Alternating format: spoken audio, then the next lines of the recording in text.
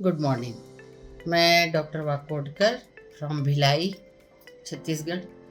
I am doing infertility and IVF practice since last that is more than 35 years.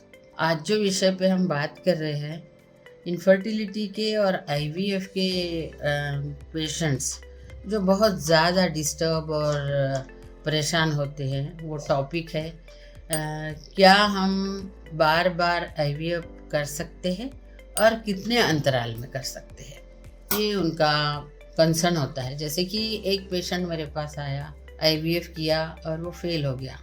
अभी आपको सबको पता है कि IVF का 100% सक्सेस रेट नहीं है। उसमें पुराने ज़माने में तो 10 से 15% होता था, पर अभी सब कुछ इतना बदल गया है, नई नई चीज़ें आई है और काफ़ी संशोधन हुआ है। तो 40 to 50%, इवन 60% भी सक्सेस होता है। तो जैसे कि हम 10 पेशेंट का IVF करते हैं, तो उसमें जो नसीबवान जो होते हैं, वो जो लकी पर्सन होते हैं, वो 5 से 6 हो सकते या 4 से 5 हो सकते। बाकी लोगों को नेगेटिव सक्सेस का सामना करना पड़ता है। इसमें भी तरह तरह के पेशेंट होते हैं। एक होते हैं बहुत पॉजिटिव थिंकिंग वाले। उन लोग ने ऑलरेडी स्टडी किया होता है गूगल में, यूट्यूब में, कि हाँ इसका सक्सेस रेट तो ऐसा है, तो मेरा पहला फेल होगा तो दूसरा मुझे करना ही है, तीसरी बार भी मुझे करना ही है, जब तक नहीं मिलता है मुझे बच्चा तब तक मैं ये IVF प्रोसीजर करती ही रहूँगी। और एक ग्रुप ऐसा होता है कि वो बहुत ज़्यादा स्ट्रेस में रहते हैं, निगेटिव थिंकिंग बहुत रहती है उनकी। तो पहले ही अटेम्प्ट में अगर फेल हुआ तो बहुत निराश और बहुत रोना गाना और बहुत, मतलब वो सोचते हैं कि बस अभी मैंने एक बार खर्चा कर लिया, अभी मैं दोबारा नहीं कर पाऊँगी, और मेंटली भी वो बहुत डिस्टर्ब होते हैं। तो आज हम इसी पे बात करेंगे कि हम क्या कर सकते हैं IVF फेल होता है तो। IVF अगर एक बार फेल हुआ तो आप कितने अंतराल के बाद सेकंड अटेम्प्ट ले सकते हैं। इसके बहुत सारे रीजंस है।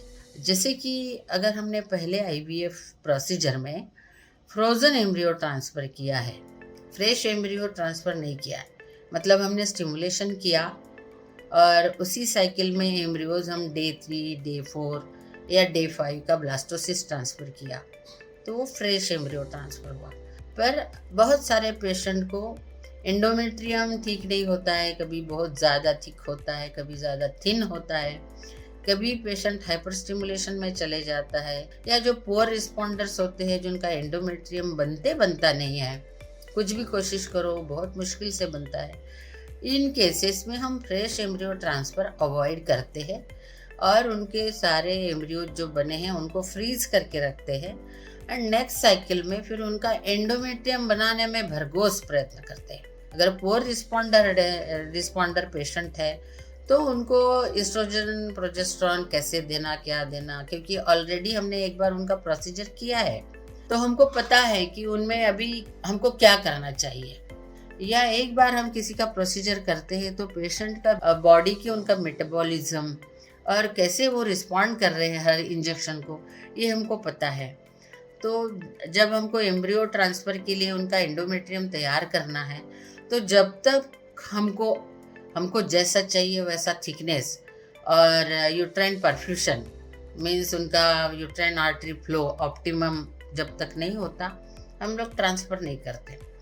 ऐसा करने से सक्सेस रेट बढ़ता है और काफ़ी हम लोग ने देखा है। अभी मैं इतने सालों से प्रोसीजर कर रही हूँ, मैं दिन ब दिन अपना केस इंडिविजुअलाइज करती हूँ। हर एक पेशेंट में एक ही फार्मूला नहीं चलता, हर पेशेंट का अलग अलग इंडिविजुअल पेशेंट बोल के उनमें क्या ठीक है ये सोच के हम करते हैं। तो फ्रोज़न एम्ब्रियो ट्रांसफ़र में काफ़ी अच्छा सक्सेस है। दूसरी बात है कि पेशेंट का स्ट्रेस, IVF करने वाले को स्ट्रेस तो रहता ही है। कितना स्ट्रेस रहता है ये कहना मुश्किल है, क्योंकि स्ट्रेस नापने की कोई मशीन नहीं होती है। उनके बिहेवियर से और उनके बातों से हमको पता चलता है कि कितना स्ट्रेस है। तो ऐसे लोगों को स्ट्रेस बस्टर करने की बहुत सारी प्रक्रिया हम बताते हैं। और खान पान का क्या खाना है, क्या आपके लिए ठीक है, जंक फूड नहीं खाना है, अनहेल्दी फूड नहीं खाना है, भरपूर पानी पीना है, प्रोटीन युक्त डाइट खाना है, एक्सरसाइज करना है, मेडिटेशन करना है और अपने आप को पॉजिटिव किस तरह रख सकते हैं, वो उन्हीं के ऊपर छोड़ के उनको हम लोग नेक्स्ट साइकिल के लिए तैयार कर दें। बहुत से पेशेंट इसमें भी सक्सेस ले लेते हैं कि वो सक्सेस हो जाता है उनमें, क्योंकि एक बार उन्होंने आईवीएफ किया, उनको पता चल गया है कि वो एक उनके मन में जो हवा रहता है कि आईवीएफ में क्या होगा, कितना एनेस्थीसिया मिलेगा, कितना मुझे पंक्चर करेंगे, कितना मुझे काट पीट करेंगे, ये सब उनके मन से निकल गया होता है। तो उनका माइंड बहुत क्लियर होता है। और बहुत सारे लोग हमारे पास आके स्ट्रेस बस्टिंग करके जो दोबारा आते हैं वो अच्छे से सक्सेस हो जाते हैं। तीसरी चीज है पुअर रिस्पॉन्डर। पुअर रिस्पॉन्डर वो होते हैं कि उनको प्रीमैच्योर मेनोपॉज जैसे सिम्टम्स आते हैं, उनकी ओवरी छोटी छोटी रहती है और फॉलिकल्स बनाने में बहुत डिफिकल्टी होती है। कितने भी इंजेक्शन लगाओ उनके मन चाहे फॉलिकल, जैसे हम यंग पेशेंट में अगर वही इंजेक्शन देंगे हमको 10, 15, 20 फॉलिकल मिलेंगे। इनको हम कितना भी देंगे तो उनके 2 या 3 या 1 ऐसा फॉलिकल बनता है।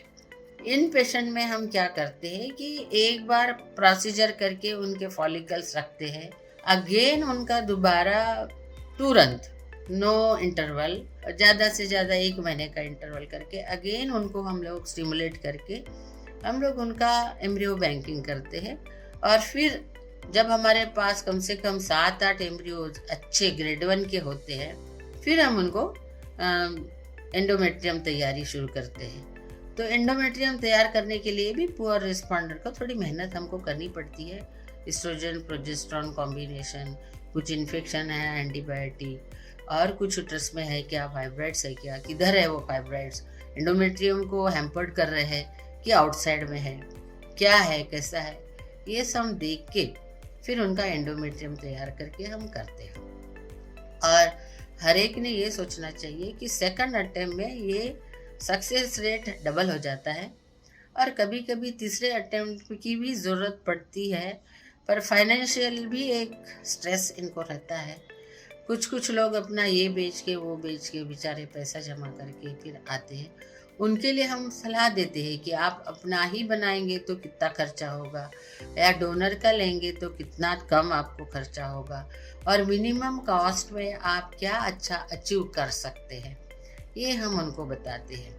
और इस आईवीएफ की प्रोसेस में ये सारी चीज़ें जस्ट कॉमन है, तो आप लोगों को स्ट्रेस नहीं लेना चाहिए। और आईवीएफ करने को जब आते हैं तो ये सारी चीज़ें पहले से ही अपने डॉक्टर से डिस्कस करिए।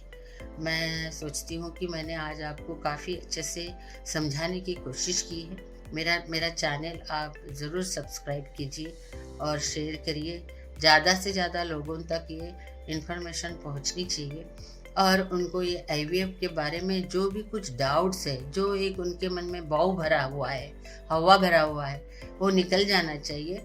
और पैसे का एडजस्टमेंट होता है, जो रिपीटेडली हमारे पास आते हैं उन पेशेंट को हम लोग बहुत सारा कंसेशन देते हैं और उनका प्रोसीजर कर देते हैं। So I think you have gain lot of knowledge today, and if you want any more information you can call me, you can email me. Thank you so much for